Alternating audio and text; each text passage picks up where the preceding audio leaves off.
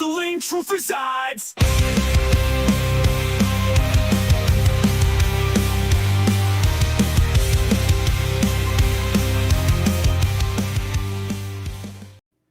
Okay, so let's we haven't done this in a while. Let's hit our stinger. Oh, Oh, we have a jeez. stinger. I think this is fake. You think it's fake? What's that? Interview questions with Levi Spade. Huh? You think it's fake? You come. Easy. Huh? What do you mean? Hey.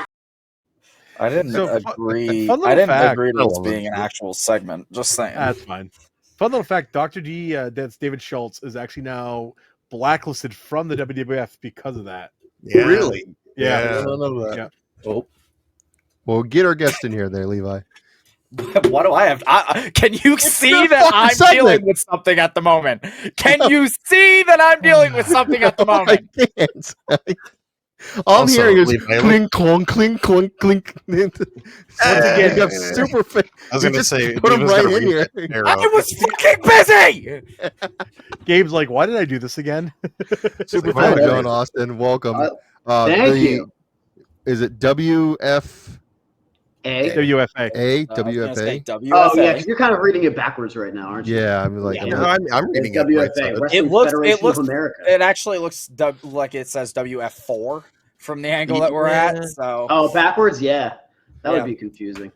so last Yes, time we've the WFA heavyweight champion, superfan John Austin, is joining us tonight. Yes. This is, like we said, he's our first returning. No, Randy technically is our first returning guest, but he's our first. yes, He's our second returning guest.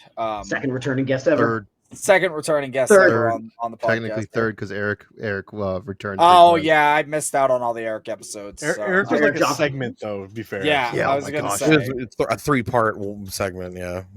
Oh my God, what was it, like a Dark Side of the Ring with Eric Johnson? Like It was like 6 hours long. God, wouldn't that be It was like at least 6 hours long. We got into everything from between the start of his promotion when he first started the IWE into like Let's Wrestle and like the kind of little bit of controversy between what happened with IWE and why it failed and it's no longer around. Yeah. That ring is. That nightmare ring is. That Oh, yeah. nightmare ring is. Yeah, I think it's what EWA. EWA is. Yeah, EWA. Yeah, Adam Booker has it. I I've- wrestled I've- Lorenz Markel in that ring, and I still. Oh, hate no, it. I To this do day. not It die. was awful. That ring I was wasn't awful. wrestling. I trained in wasn't- that yeah. ring. I wasn't wrestling at the time, but I bumped into it a couple times, and I was like, never again. Yeah. Every one of us did like little bumps to test it, and all of us were like, "No, thank you." 'Cause it's And a then boxing Lorenz ring, was right? like, yeah, It's a just boxing yeah. ring with a it's spring in the middle. trusses. There's no, the spring's a joke. Like that's The like spring is not a spring. it's all trusses. It doesn't move. It's double padded. It's Do just for they boxing. did they put planks or are they still using like wood boards? Plywood. Plywood. Yeah, we were Like using 4x8 sheets of plywood. we were It's still awful. using plywood and it was brutal. No, My I back just- hated it. I didn't want to do anything for bumps that night, and I was calling a match with Lorenz, and he was like, "Yeah, let's do this into this, and then I'll hit you with the whisper in the wind." And I went like top rope, whisper in the wind. He went, "Yeah," and I was like, "Okay, whatever you want to do, buddy. I don't recommend it, but here we are." Have you ever had? You've probably had this happen. We've all had this happen. Your opponent calls something, you just look at him and go, "Okay, I'm not taking that, Yes. but okay." Yeah, Dylan does it to me Yeah. all the time. That happened to me at the Whoopie Pie Festival just recently when I wrestled Kellen Thomas. We were having this super basic match called. We were like, we're just going to tell the story of like, I love Riot. I'm like, I love him. I get you with a body slam, and then you're continually trying to get me with one to get revenge on me. And then the end of the match, he's like, "Yeah, we'll do this into this, and I'll finally get you with it. And then to put you away, I'll just go for a moonsault, and I'll whiff it." And I was like, the ring's on a hill, so it's like this. It's like You're gonna not slide level. it. And he's like, "I'm just gonna whiff a moonsault," and I was like, "We don't have to do that. It's not.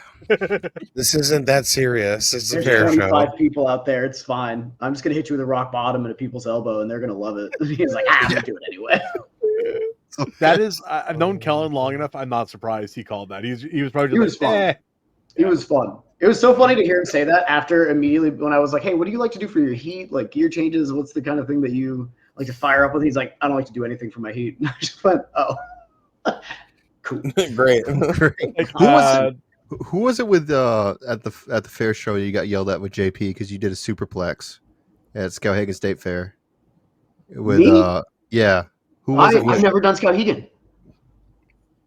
It was me and Frank Yeager. Yeah, Frank Yeager. Oh, Frank Yeager. I can understand the mistake. We both were pretty similar. Larry's like, what the? Larry's like, he's like, this is a fair show. No, they gave us 50. He was like, yeah, you guys got 15 minutes, but you also have to be done before 8 o'clock because the demolition derby. So like we went out there and he cut our time like in half. So I'm like, all right, fuck it. We go up to the corner and I'm just shoot on the fly. I told him I was going to give him exploder off the top. The exploder turned into a superplex, and he's like, "What the fuck are you doing?" I was like, "We're trying to end the fucking match." Yeah, and we were Maine. Like, why would we not do that? He's not a fan. Why would we not? Oh man. Oh shit. So so you got announced recently for the next Let's show, right? Yes. Pie? Yes. I didn't even know you were in the Whoopie Pie Festival. That's pretty dope. That was fun. That was kind of a last minute thing. I messaged Randy being like, hey, I'd love to, like, I don't know if Let's is back, but I'd love to do Let's. I always viewed that as like Limitless's developmental. And I felt like my hiatus was long enough. Yeah, exactly. The NXT of Limitless, or now the Evolve of Limitless, is NXT is third brand. But like, I'm trying to work for them. Or the Performance Center. I'm trying to get a job there. The Performance Center is the dojo. But like, I messaged him just being like, "Oh man, I'd love to be able to get back to Let's. I want to show you like everything that I've learned and how much I've like developed, and be able to show you that I'm worthy of Limitless wrestling." He was like, "Oh, totally, come on and do this." And it was a very like last minute, like, "Can you do the Whoopie Pie Festival?" And I was like, "Let's freaking go!" Yeah. And then he asked me wrestling and Whoopie Pies. I'm sold. Because you're doing you're training in Elite Pro Wrestling, which is the WWE ID school now. Yeah. So is there kind of a difference now in the training wise, or is it pretty much the same? That's actually what we asked to. So. Yeah. So like when we first started, which was like December, January of like 23, 24, we just knew it as the school that Mike Hollow and Scott Reed were training people at. There's no knowledge of anything WWE anywhere. There were no whispers. There was nothing. It was like the best kept secret. And we were just busting our butts, and we were like, all right, this is pretty stressful. There's a lot of expectations, but like, it's understandable. And then the moment they announced the ID program and the ID schools, I found out that morning from like posts I was tagged in as if I had anything to do with it, but I was just like going to the school and like pseudo associated because I went there. And Christy was getting messages. I was getting messages from family and friends being like, "Did you know about this?" And we were like, "No." Oh, this is so bad. It's awesome, but it was also super stressful because there was like a meeting that week with the coaches being like, "Hey, expectations were here, now they're here." And we were like, "Oh God," and we feel it every day. Like there's a lot of pressure to be way better than we were even the week before, the month before. Like reviews are every 3 months. We're always trying to like write down everything that we do, what we need to work on, what we think we're getting good at. And I guess you have those eyes of people on you that like those are the big eyes of the scene that are looking at what you guys are doing. So it's like that stress is just like elevated. Yeah. The pressure's really heavy, but it's all like it doesn't feel so direct yet. Like we've had Gabe Sapolsky come in and do seminars, and we've done like a training camp with him on the weekends, and he's just an incredible mind for wrestling and for promos, and just like he's an insane wealth of information that I have pages and pages of notes on just from the seminars that I did with him. But like there is that aura about him that you're like, I want to impress this guy, but nothing impresses this guy. Like even when you're going to do your 3-minute tryout match, he's like, "Hey, I don't need to see shooting star presses or standing moonsaults. I've seen all of them. We had Ricochet. We've got Rey Mysterio. You're not going to impress us with moves. Just impress us with like your knowledge of ring positioning and footwork and the basics. And even then, we're like, I feel like I have to do something more than that. But I know if I do that, I've got my coaches who are going to be mad, and Sapolsky who's not going to be impressed. Well, it's like Cornette says, if you ever listen to Cornette's show, like a lot of times when he was doing like a lot of stuff in OVW, he's like, I'd rather see a difficulty of 5 performed out of 10 than a difficulty of 10 performed out of 5. Yeah, no, exactly. Like our coach Mike Hollow, every single class reiterates to us that our job is to do simple done well. If we can have immaculate footwork and incredible fundamentals, it doesn't matter what we're doing as long as we're telling a story. Like, he sends me matches to watch. Most of them end up being like Ric Flair versus Steamboat. And so it's just like 41 minutes and you're like, this is nothing incredible other than the fact that like their selling and their storytelling are amazing with the basics that they're doing, but they're not doing like superplexes. Yeah. They're just doing the international to each other for like 10 minutes. But the way they do it, they grab the hold, they work that hold for like a minute or two. Yeah. They go around, work that. Yeah, they work that for a minute or two. It reminds me of what is the kid's name? Sawdust, actually. Was at the dojo. Oh, yeah. And we worked a headlock literally for 3 minutes. Mm-hmm. Like that was the whole thing. Just work the headlock, work the headlock.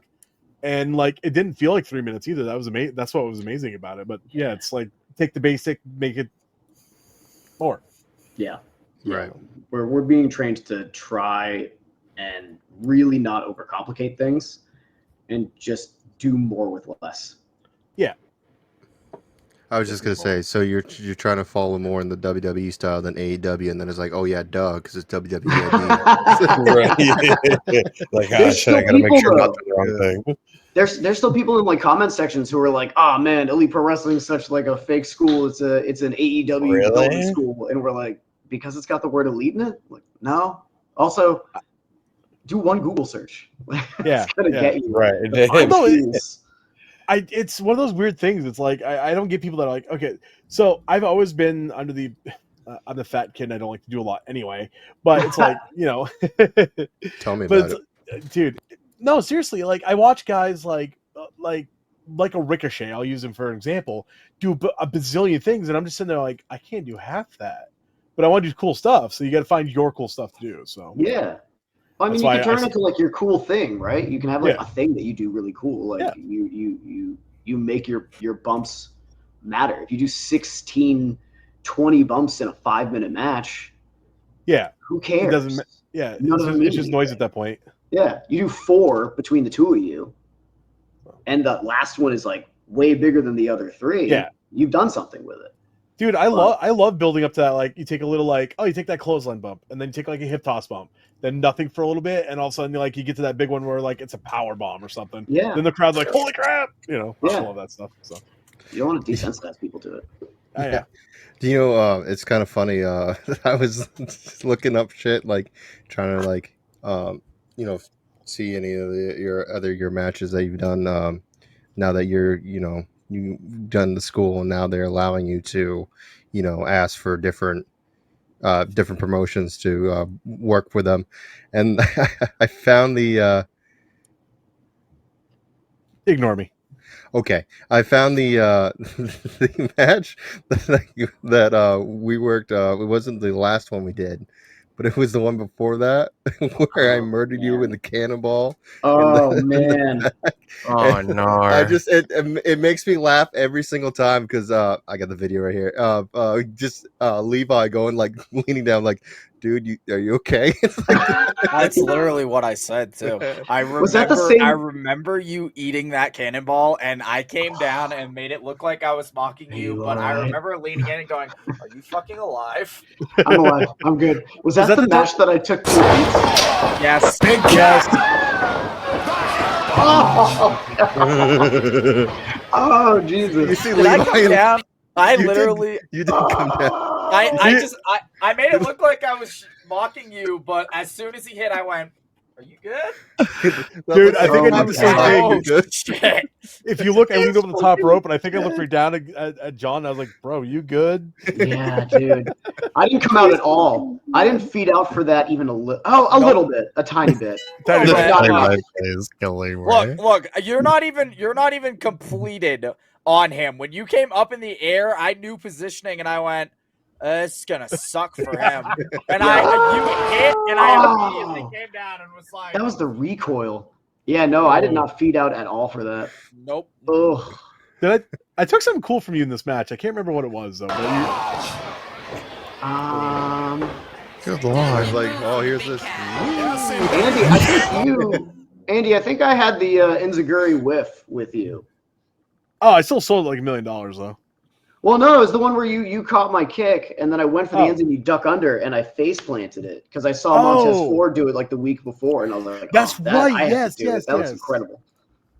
Isn't it fun to always like remember little things like that when it was forever ago? Like you always think of a random moment in a match, and it could have been from like 2 years ago, 3 years ago, but like it always just sits in your head. Like any time you just come out with it off the top of your head, like it's a wild thing to think about. Especially when you aren't injured from it. Or it's a when I complete survived accident. it, I'm okay. Yeah. Can't say everybody survived my cannonballs. I don't know why I took it, to be honest. You pitched it, and I should have been like, nah. That should have been the finish. Like Let's do literally something else. Dude, because you're like the rest of us when we pitch stupid crap to each other, we're like, yeah, sure, we'll take that. Well, yeah, I was so early in I mean, like I'm still green now, but like I was greener than green then. And you guys have been training longer than I had. And so literally every match that I was put into with all of you guys, I was just like, yeah, okay, sure, that sounds good. That's fine. And like sometimes I might be like, I don't know if this makes sense. But for the most part, I was like, whatever you guys want to do. And then inevitably after the match, either like BRG or Torres or Randy would come up and be like, why did you do all that? And I'd go, as a person that has wrestled for 10 years, my first 2 years were exactly just that. It was like, I'm just going to do this and just accept my fate. I had zero concept of ring psychology. None whatsoever. I was just like, sure, I get beat up and then I tag out and like they do whatever. That's fine. It's funny too, because like, for even now, like I'm good at like throwing stuff together, but sometimes my stuff together doesn't make all the sense. So like my opponent will be like, "That doesn't make sense. Flip those," and I'm like, "Oh yeah, yeah." I write everything out. I have to, like in even just like bullet point form, like with shine heat, shine cutoff heat, comeback finish. Like I have to at least see it. Yeah, because inevitably something is called that's like weird or like bigger than the finish. Yeah, like. I think there was one time where I was in a match and somebody wanted to do a teardrop suplex and then like two more things. And I was like, that should be the final thing you do. Right. If you're going to really teardrop me and like hoist me up and then fall with me down, like that should be your big exclamation point. And like, there. But if I didn't write it down, I would have been like, yeah, let's do all that crazy shit. Cause like, let's have fun. So. Yeah. I think there's only been like one thing, like maybe a few that I've said no. And then I always bring it up, but like the when I first started, Ben's like, "Oh yeah, just give me a buckle bomb to the post outside." I'm like, "Yeah, no, we're not doing that." I gave him one in ring one time, and I will never do it again because I picked him up, and all of a sudden I can't see. He ends up in his neck in the top rope, and I'm like, "Yep, never doing that again. That's unsafe shit right there." The one that I can always remember with you and Ben was when he did the crossbody in the corner with the barbed wire chair. He told me about it afterwards. He's like, "Yeah, that fucking sucked. I don't know why I did that." He literally runs and slides like Bray Wyatt style, slides into it. And he goes, and when he bumped and he like rolled out, he goes, "Yep, that was fucking dumb." I was like, "You fucking think so?" I think he got hurt more than I did. At least he did. And I was holding the chair. We've all had those moments. So. Yeah. Did somebody ask a question in the chat a minute ago and I completely ignored it? Maybe. There's been a bunch of chat. There's the Lee Miller one. What's the difference between elite and the dojo? I'm just gonna go up. Crown of Maine says hi. Joey Nails is making fun of me for missing the cutter on Eric. I'll tell that story later. You missed Hello, a cutter. everyone. I missed. Hello, I did. I missed a cutter. When you I missed, went- that's Oh, about no. it. I'll tell it really quick. So Eric and I had the match up to Crown of Maine, and the finish is Chad Casanova comes out, grabs Eric's foot. Eric gets distracted, turns around. I go to pop up to hit him with the cutter, and I don't know if I was just too far forward or he didn't like lean in far enough. Completely whiffed it. Love So it. we both bump, and it looks like we both go down. I pop up, and I just looked at him. I'm like, well, I got to hit him with something here. So I just hit him with a big old leg drop for 1, 2, 3. Why not? The classic brother. Classic brother. I was like, I couldn't just stand there and not do anything. It's That too would bad be he, dumb. You know. it's too bad he couldn't like catch his jacket and just like throw you as he went for it and just let you land with it. He went to grab me to kind of like support me, like I was gonna do it, and he was already going down for the bump, and I think he was here and I was here, and we just kind of missed each other going down. Oh. That's what it was. It was just that. That's embarrassing, but that's okay. Yeah. I've hit some nice looking cutters and I've missed a couple, so it's like I'm about 70-30 now. Hey, I went for a springboard crossbody on Channing Thomas like a couple of months ago, and we were supposed to do like one. He catches me, I hit it later successfully.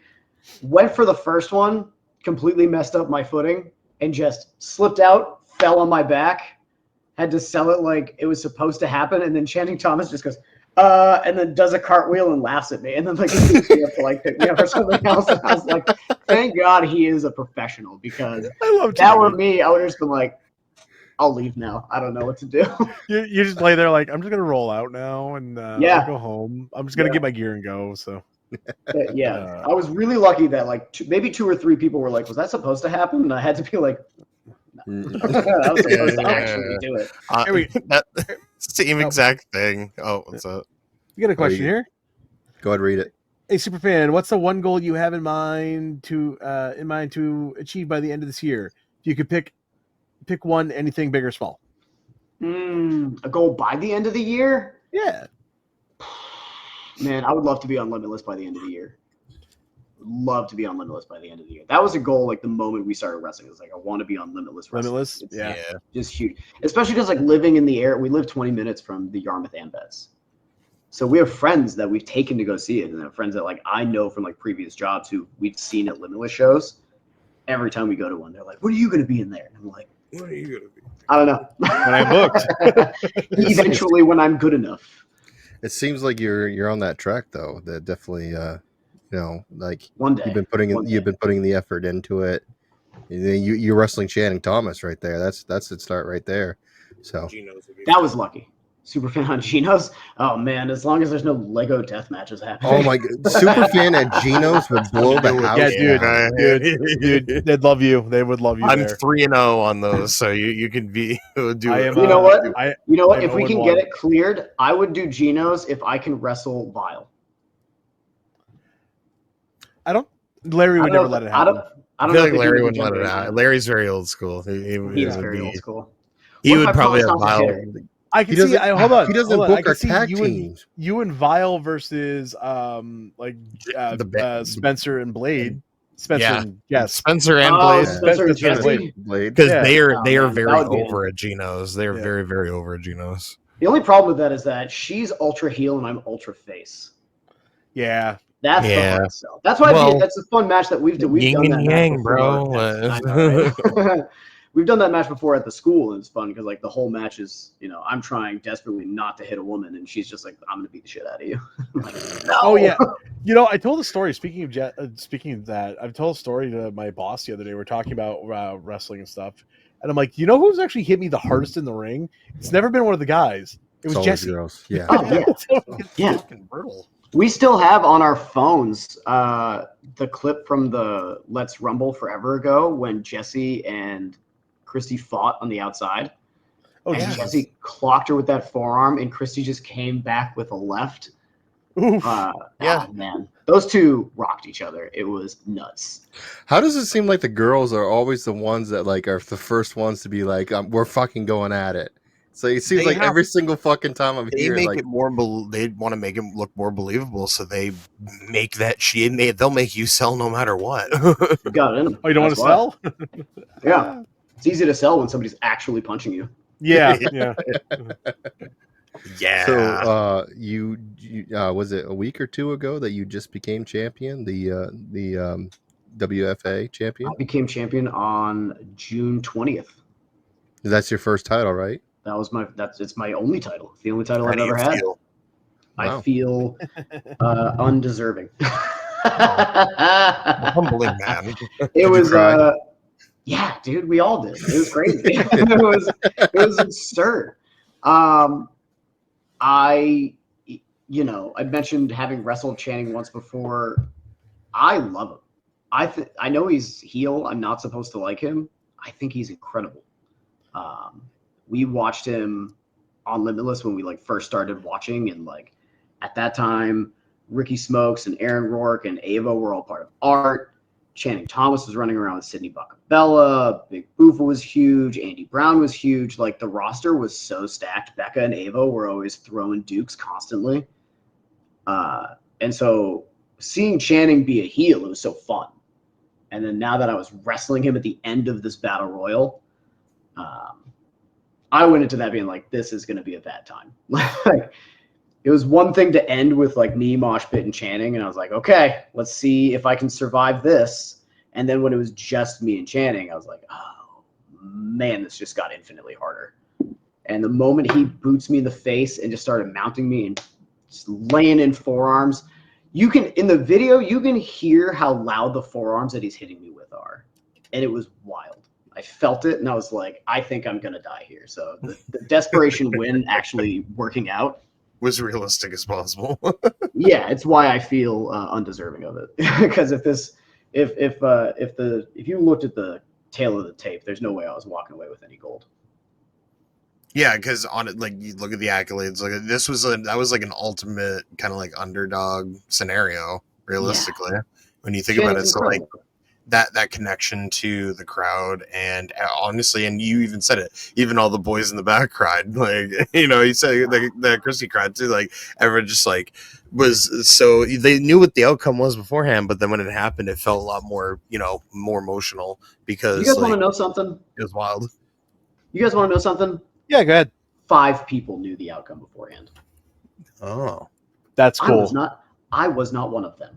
Oh, oh Jesus! Oh, dude, I'll tell you, what's cool is you got to win your first title and really make it feel something. My first title win was so weirdly screwed up that it never felt like I won the damn thing. No kidding. Yeah. What happened? So I was supposed to face Malik Logan for the MEW Heavyweight Championship.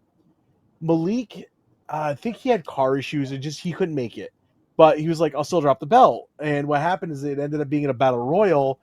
I won the battle royal, but I cheated. So then I had to take on Flash Nick McKenna at the end of the night to actually become the champion, but there was no belt either. So it never ever felt like I won the belt because I never I never got to win the belt, So it wasn't handed to you at the end of the win. It was super weird. When I won this one, it felt real. Because Greeny's there to hand me the belt after the match and everything, but beyond that, it was a super weird moment. My first singles belt was won in a backyard. Nice backyard wrestling. Yeah, I say that not in a demeaning way either. My first singles belt was for Crown of Maine, and it was the hardcore belt. But having that first singles one was kind of just it was not the place you would have thought it would have been, but at the same time, it was kind of it was the one that made sense. Yeah. In that moment. So granted, you would look at the scenery and be like, all right, this is a little weird where we're doing it, but I mean, that's just how indie wrestling is. You never know what's going to happen. Actually, so you won the belt. It was a battle royal for the belt. Is that what it was? So Gall had the belt. Gall took it from Mosh Pit. And he had it for a while, but I don't know if the general manager made him relinquish the belt or what, but he had to relinquish the belt. Something happened, and then it was up for grabs, and it was anybody's game, and it was I saw that as this is my only opportunity to possibly take it because otherwise I'm going to be working another year, 2 years just to even get a shot. Yeah. And there were 15 of us, I think, in the ring that night. which anywhere between 15 and 25 feels like too many people in one ring at one time. Yeah. Yes. And it was an all-out battle royale for the title, and the final four ended up being me, Mosh Pit, Channing Thomas, and Dope and Filthy, and everything before that was just a blur of trying not to die. Yeah. Getting punched in the face, getting chopped, trying to stay alive the entire time. Every battle royale I've ever been in. I was gonna say every battle royal. It seems like it's just potatoes left and right. Just oh man, JP can protest with this one. Fucking. Oh my god! I think the worst experience we all had was the. Did you gig at in the battle royal? I was doing the fucking kayfabe movie scene, you know. Oh my no, God. It was just all it took was one bad apple, Lee Miller, and all of a sudden everyone's getting fat lips because everyone's just taking shoot punches into the mouth because nobody can see where the fuck they are, and I'm just like, what is happening? I had sat in the crowd the whole night doing a gimmick, like trying to get on the show. I finally at the end of the show get in, and as soon as I get in, I get fucking pie-faced in the lip, and I'm bleeding everywhere, and I'm just like, are you fucking kidding me? I waited 2 hours just to get busted in the fucking lip. What show was this? Who was this for? This was that main event wrestling. Yeah. So was Mike Turner just losing his mind? He was just like, he had no idea what was going on. He was wondering like 3 people were bleeding in the ring for no reason, and I was just like, it was a battle royal. We're like, what is happening? He's like, I don't have enough bleach for this. No. Cousin Larry's like, what are y'all doing? We're like, I mean, I don't know. Everyone can protest to this besides you, JP. You guys remember the Supernova Battle Royal? Oh my God, we were everybody was just fucking went from shoot punches went from work punches to shoot punches. We're just gonna fucking hit each other now, apparently. Oh my God, what the fuck was that dude's name? Dante. Dylan Nix fucking literally had to pull me away from this motherfucker in that battle royal because he was shooting on everybody and he fucking hit me like 4 times and then ran away from me, and I got eliminated before I got my fucking hands back on him. And he was he was the final fucking 2. And it was a fucking bullshit rumble into lumberjack. Fuck that promotion. It was a bullshit like rumble into lumberjack fucking shit. Dude, that bitch still owes me money. I don't fucking care. That bitch still owes me money. He does. You He heard still it fucking here. owes me money. I don't fucking care. Everybody knows it. You ask me about it, and he still owes us money. So I don't fucking care. I have no problem. You guys are just giving me the best reasons why I'm so picky about bookings. Dude, I've warned people. I've warned people that I respect that I've seen get announced for that show before. Oh yeah, we have. Yeah. So it's like, hey, you might not get paid at the like end of the night. Just letting you know. Into lumberjack thing. So we're all standing on the fucking outside, and this dude's still in the ring, and he gets hung across the bottom fucking rope. Or actually, I think he got tossed outside. So the lumberjacks were doing lumberjack shit. And Dylan is standing behind me. And I just, like, I'm looking around and all the lumberjacks are doing their shit. And there's a gap. The Red Seas had parted. And he was laying there on the floor. And I just went. And Dylan grabbed the back of my shoulder and pulled me back. And he was like, don't you fucking dare. No. He knew what I was going to fucking do. Oh, He was just, no. And then the seas closed So- and he got thrown back in. And I was like, you motherfucker. So, Superfan, I will tell you, man, how you learn where and where not to go is honestly going to places. Like, definitely be picky about your bookings, but don't say no to everything. You're going to find great companies just by randomly going to some of them. Some companies, you're going to go, and it's going to be good for the first 2 shows, and then it's going to be like, well, this is kind of what it is. I And you're took a never just gonna booking go by back. accident one time, and I ended up working to that company for a solid year. And me and Calvin Strange would drive 6.5 hours one way and to TIW, and it was by accident, and all of a sudden it became a really good company to work with, and I like we Wolf, did really actually. great things. But like, it was discovered like by just taking it because there was just a booking open, and I was just like, all right. And then next thing I know, I'm just like working an entire storyline for a full year, not planned at all, just completely by accident. And it was like, I wouldn't have gotten that if I just said, I don't know what this place is. I'm not gonna, you know what I mean, kind of scenario. I just kind of took the chance and I did it. Yeah. Speaking of super hard rings, TIWs is not that bad. Oh my God. Over here, Yes, it is. it's I not. bumped on the floor instead of bumping in the I ring. I took a bump on the floor instead of bumping in the ring. That's how hard that ring was. Listen, Gross. Yeah, I looked at Redneck Randy Walker. I was like, "You're gonna bump me on the floor, not in the ring." He went, "What?" I was like, "I'll take the bump out there. It's softer." I don't know. I like that ring. That's kind of nice. I did a lot of blockbusters. I used to do. Funny enough, I used to do blockbusters, guys. I was skinny at one point. I used to do second row blockbusters, and I would do it. I started doing them in the TIW ring. So once I started doing it there, I could do it at any ring. He was skinny and he had a ponytail. So guys, Skinny and before I go, is ponytail. there No anything- beard. No beards. Long haired, skinny ass bitch over here. Before I gotta get going soon, but in the next 5 minutes, were there any? Was there any other questions that I missed? I don't do you have any see questions? anymore. Oh, Jesus Christ! Stop. Sick. Levi, do you have any questions?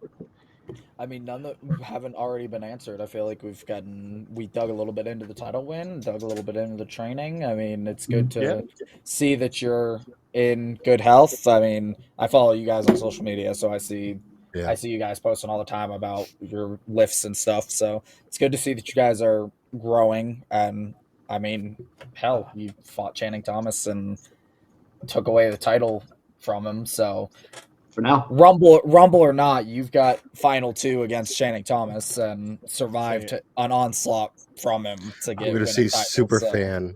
We're gonna see Superfan like come at VLC and challenge for the title. Watch. I'm just gonna be there watching, just enjoying my time. Yo, I'm not even joking. I just want to go to VLC. I just want to go. We are going. I know. But we're all going. We're all As a going. wrestler, as somebody on the roster. Everyone, someone on the roster. I'd love to do that, but no, seriously. This year is kind of like I just want to be a fan this year because it's gonna be super cool. Like the Hardys, Tommy Dreamer. I'm actually gonna be able to say hi to Tommy this time, and like the first time I met him, where I couldn't talk to him. So I have a photo with Tommy when I was like 14. I'm hoping I can recreate that photo from like literally 16 years ago. You fucking marks. Fuck you. Hey, fuck yourself. You're gonna do the same thing. That's not very nice. Go fly a kite. Where can we find you there, Superfan? You guys. What do you have for social media? What do you have for bookings? Everyone out there, let's see the next booking. So next Friday at WFA, we have Red, White, and Bruised, where I'm going to be defending my title in a fatal 4-way. Nice. After that, I'll be at Island Falls on the 25th. Still don't know who I'm wrestling yet, so that is yet to be announced. But I know I'm going to be fighting somebody. I mean, I got a championship I don't mind defending. I mean, hey, talk to Randy. How I can't make things happen. I have honestly, how I usually find out about my defenses is Randy's like, "You're booked. You're facing this guy," and I'm just kind of like, "Okay." That sounds good. You can find me online at Superfan John Austin on Instagram. I think it's the same on Twitter. You can find me Superfan John Austin on Facebook. Really, mostly active on Instagram than anything else. It is true. And that's it. Well, thank you. Thank you for coming on again. Thank you. It's so good to see you guys. I'll see you again next Friday. Not next Friday. The one after that, 25th. Yes. And then the VLC. That'll be really fun. Yes. I'll see you. Probably won't see me the 25th. Not you, Levi. See me we won't see you. Yeah, we won't ever see Levi ever again. He's never coming back. I'm kind of hoping that he's keeping the secret and he will be at VLC. I mean, that'd be cool, but also he's in Colorado, and I imagine it's beautiful right now. Yeah. It's probably cooler than it is here. That's how good it is. Oh, you're muted. You're muted.